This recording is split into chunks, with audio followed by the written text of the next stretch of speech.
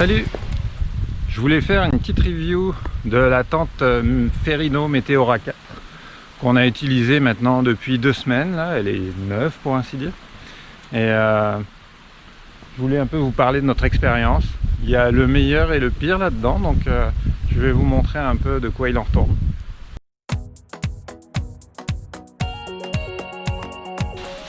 Donc, la tente Ferrino Meteora 4.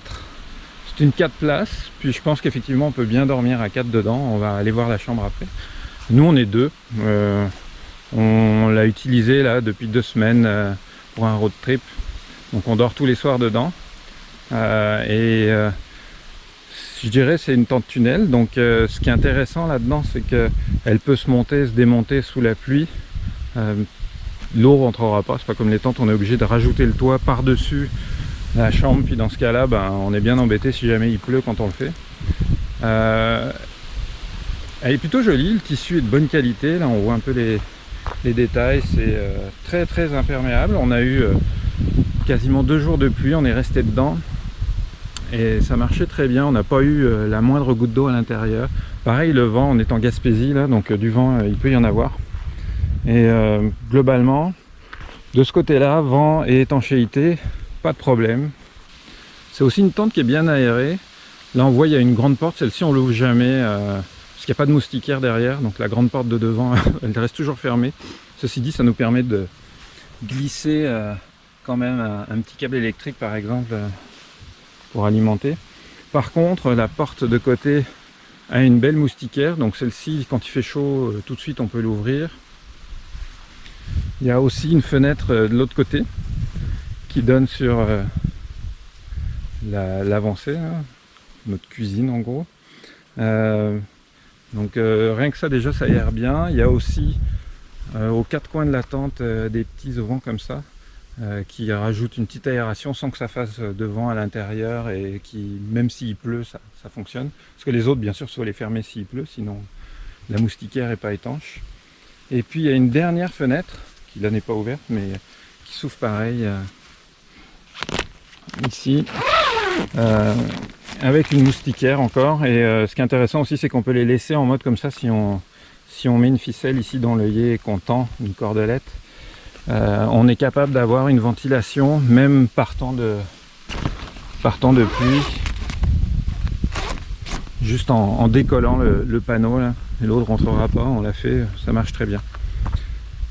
Au niveau haubanage, il y a tout ce qu'il faut, comme je disais, elle résiste très bien au vent de ce qu'on a vu. Là j'ai pas mis tous les haubans parce que vous allez voir après on a un petit problème avec cette tente par contre, enfin un gros problème en fait.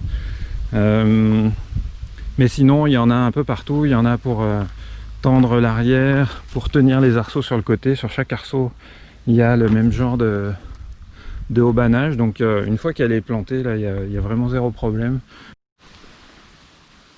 À l'intérieur il y a, ça peut être divisé en 2 espaces, donc un espace comme ça avec une avancée. Ce qui est super, c'est que c'est totalement étanche, donc là on voit le sol, le tapis de sol qui remonte sur les bords. Et ça par rapport à la tente qu'on avait avant par exemple, c'est vraiment cool parce que ça fait que, on est complètement hors d'eau là, même quand il pleut à verse, cette zone là est utilisable, il n'y a pas d'eau là-dedans. Et puis ça limite aussi beaucoup l'impact du vent. Il n'y a pas de courant d'air à l'intérieur même s'il y a des gros vents.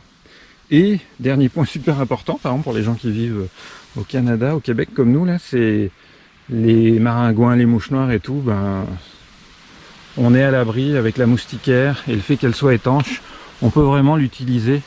Tandis que notre autre tente avant avait une avancée aussi, mais c'était juste une toile et là on aurait été sur la terre. C'est sûr que toutes les bestioles rentrent là-dessous, puis s'il pleut, on a les pieds dans la boue, et puis si les bestioles nous attaquent parce qu'elles passent par-dessous, quoi. Donc ça c'est vraiment bien. On voit que c'est quand même bien fait globalement, quoi. Toutes les coutures sont scellées. C'est des coutures qui sont plutôt bien faites, quoi. On voit par exemple là sur la chambre, il y a des renforts à chaque fois sur la toile moustiquaire. Donc ça marche bien. Pas de problème de fermeture éclair.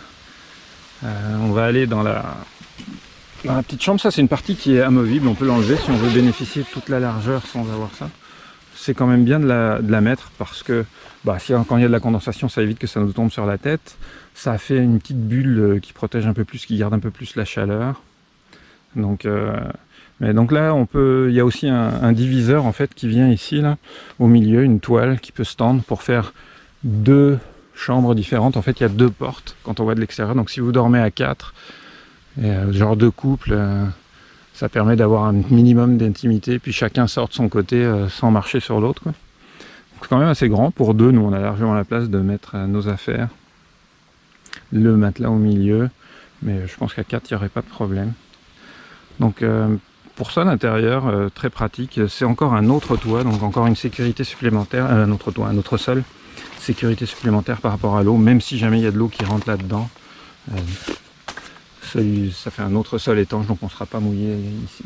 Truc pratique par rapport à la tente tunnel, c'est qu'en fait cette chambre là, une fois qu'elle est montée, elle est attachée et elle reste là, elle demeure. En fait on ne l'enlève pas, on plie la tente avec ça, donc quand on remonte il y a juste à mettre les 3 arceaux, à aubaner le tout, puis c'est bon, c'est fait, il n'y a pas besoin de tout réattacher à chaque fois.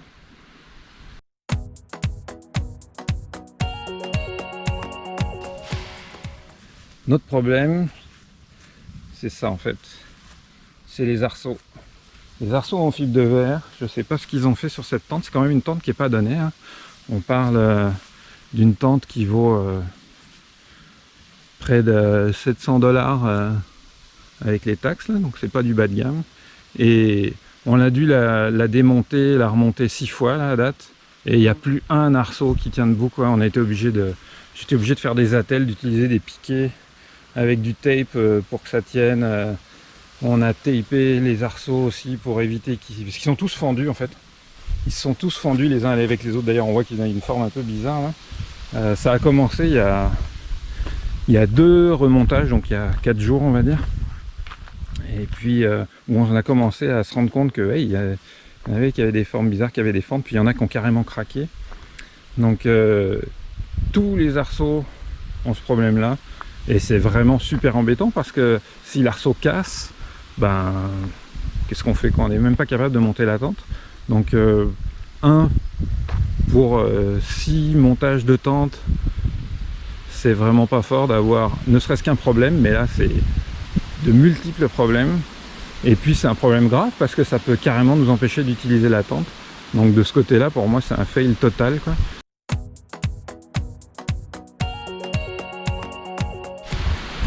Alors au final, cette tente Meteora 4 de Ferrino, comme je disais au début, c'est le pire et le meilleur. Puis malheureusement, pour une tente sur laquelle on peut compter, on peut pas avoir le pire, quoi. C'est pas quand on compte dessus pour dormir le soir, si on n'est pas sûr d'être capable de la remonter, c'est un gros problème pour nous. Donc en l'état là, moi je suis pas capable de la recommander, quoi. C'est un fail, même si le tissu, les coutures, l'étanchéité, la résistance au vent sont bonnes. Elle est très pratique, très agréable, mais le fait que les arceaux soient super fragiles et qu'ils soient tous cassés après 6 remontages, c'est éliminatoire. Voilà.